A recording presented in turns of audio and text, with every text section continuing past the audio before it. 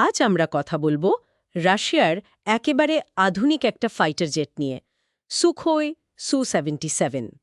হ্যাঁ, সু-77 এর উপর বেশ কিছু বিস্তারিত রিপোর্ট আমাদের হাতে এসছে, তো সেখান থেকেই আমরা এর খুঁটিনাটি বিষয়গুলো তুলে ধরার চেষ্টা করব।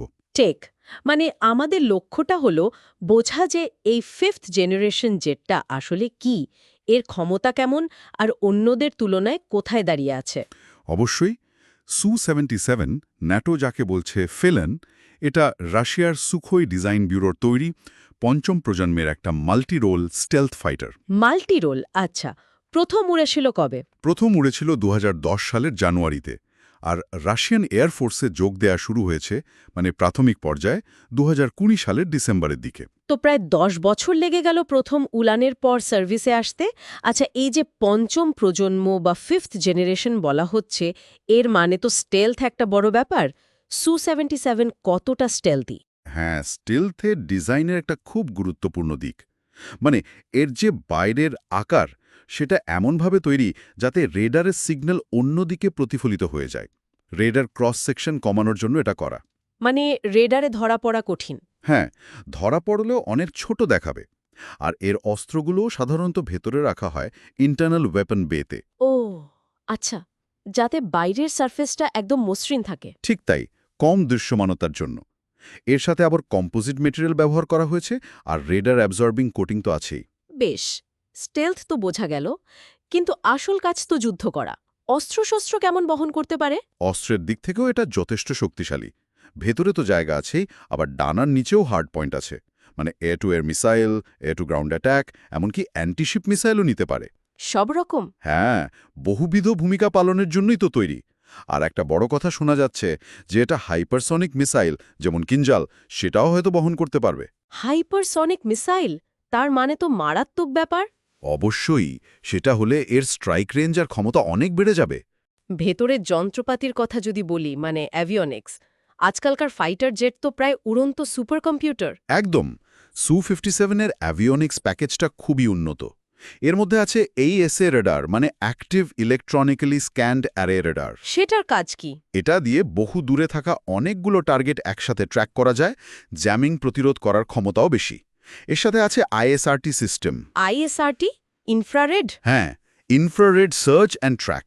এটা শত্রুপক্ষের বিমানের ইঞ্জিন বা গরম অংশ থেকে বেরোনো তাপ শনাক্ত করে তার অবস্থান বলে দিতে পারে, মানে নিজের রেডার চালু না করেও।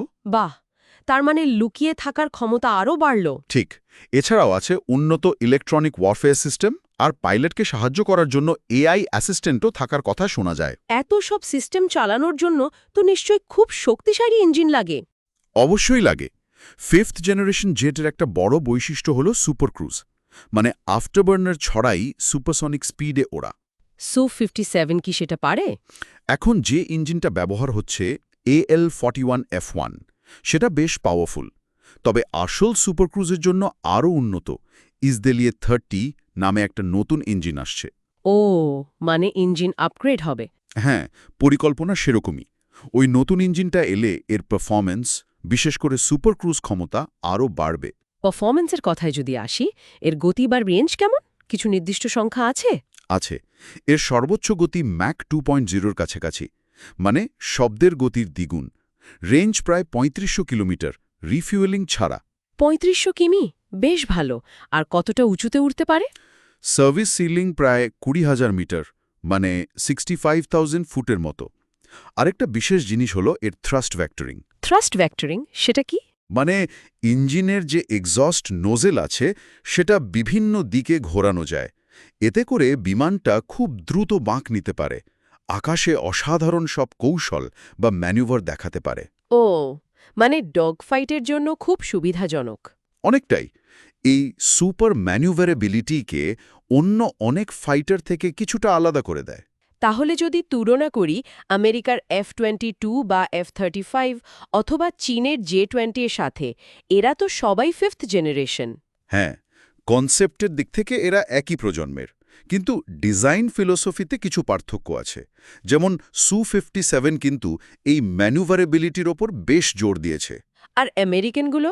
আমেরিকার F-22 বা বিশেষ করে F-35 এরা স্টিলড আর নেটওয়ার্ক সেন্ট্রিক ওয়ারফেয়ার।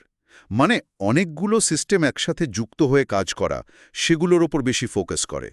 চীনের J-20 নিয়ে তথ্য কিছুটা কম, তবে মনে করা হয় সেটাও স্টিলথ আর লং রেঞ্জ অ্যাটাকের দিকেই বেশি ঝুঁকেছে। তাহলে কে সেরা এটা বলা মুশকিল। হ্যাঁ, এটা আসলে নির্ভর করে কার কি প্রয়োজন বা যুদ্ধের কৌশল কি তার উপর। প্রত্যেকেরই নিজস্ব শক্তি আর দুর্বলতা আছে। এখন এর অবস্থা কি? রাশিয়া কি এগুলো অনেক সংখ্যায় বানাচ্ছে? উৎপাদন চলছে, কিন্তু হয়তো যতটা আশা করা হয়েছিল তত দ্রুত নয়।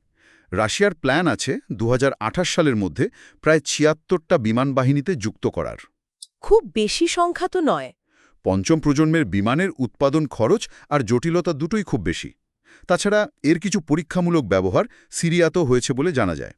রাশিয়া